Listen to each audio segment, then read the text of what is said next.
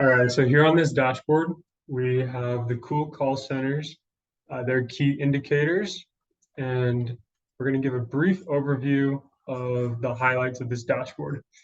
And so the first thing we want to talk about is this average talk time by agent. We can see each agent has taken various amount of calls, various different lengths, and we can filter it if we want to look at specific agents. Let's take a look at Jim, for example, and Greg. We can compare those, and Diane. We can compare those three using the filters that we have and see how they performed talking wise and how that led to the success down here. We can see Jim, Diane, and Greg, their customer satisfaction, as well as their department calls. So that's one thing that we can look at is the agents. We can also look at the weekdays and see how they performed. So if we look at all of them first, we can see here the green is those that answered, the red is those that didn't. And so we can see how many missed calls and how many answered calls we have on a given Sunday, Monday, Tuesday, Wednesday, and throughout the rest of the week. So we can filter by days and we can see how well the weekend is performing. All right. For the first one of our stats I will probably be talking about is average talk time per agent. As a call center company, really strive to satisfy our customers. And we believe by doing that is to build great conversations with them and be able to solve their problems. So we really wanted to kind of track with our agents about who was on the phone with our customers the longest, because if they're on very short phone calls, probably means that we're not able to do our job. And after looking at all the data, we saw that Jim was he had the most calls with the most amount of minutes.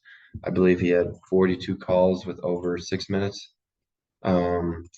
So we kind of really want to keep track of that over time to make sure that that our agents are doing their job well and are able to fix what our customers need fixing.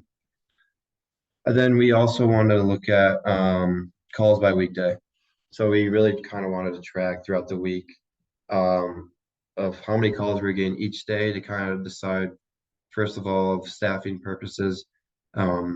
As you can see here, we're getting a lot of calls on the weekends, so we have to make sure that we are properly staffed and that we have enough agents for our customers. Because the last thing we want is for a customer to call us and not just goes to voicemail or they're on hold for a while, which probably means they're going to hang up and give us a bad review. So we really wanted to track that. Like I said, we saw a lot of calls on the weekends.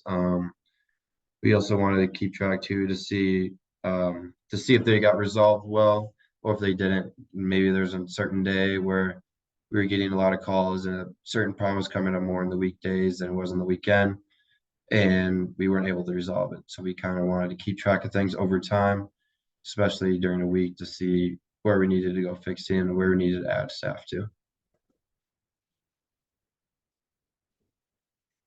A little bit. I'll go over some of the other stats here.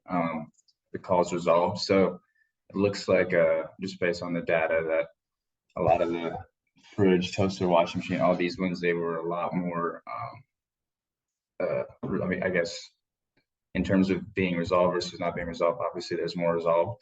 I think a goal that we can have is, as you can see, air conditioning has the highest amount that was unresolved. I think that could definitely change because it's also the second lowest in terms of being resolved.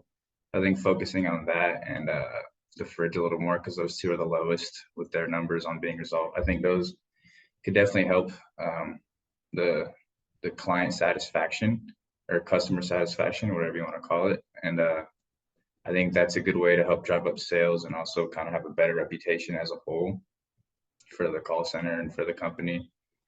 And yeah, we'll go on to the customer satisfaction. So just based on the information, it looks like Jim had the highest rate of 5s, which is good. I think we can have a goal as a whole call center to get everybody's satisfaction rate like in the 225 to 250 range for the fives. And obviously we want to minimize ones because those are really bad. So I think keeping those down to like 10 to 15 would be good. And I think a good way of doing that is like using different language techniques or strategies when talking to the customer on the phone. Obviously answering more calls, especially on the weekends, as we saw before, those kind of have a lot more calls. And I think we can focus on that. Then we can have better satisfaction ratings. And another way is through things like the tone you have, and like I was saying before, some of the language techniques and the verbiage you use on the phone with the customer, and kind of being more clear and understanding with what they're saying and what you're saying. And yeah, I think those are some ways that we can improve as a whole with the call center. Yeah, just to recap, we can see with the customer satisfaction, we have a lot of 4 and 3-star reviews. And so just going back off what Luke said, we can really improve the way we're talking to people, our language, our tone, and translate those 3 and 4 stars, which aren't necessarily bad, but there's definitely a lot of improvement for us to get those to being 5 stars. And as we do that, I think that'll translate over into the resolved calls. We'll see those categories go up, and it'll improve talk time as well. So our agents will do an overall better job as we focus on staffing the weekend and focusing on how we're talking and treating customers over the phone.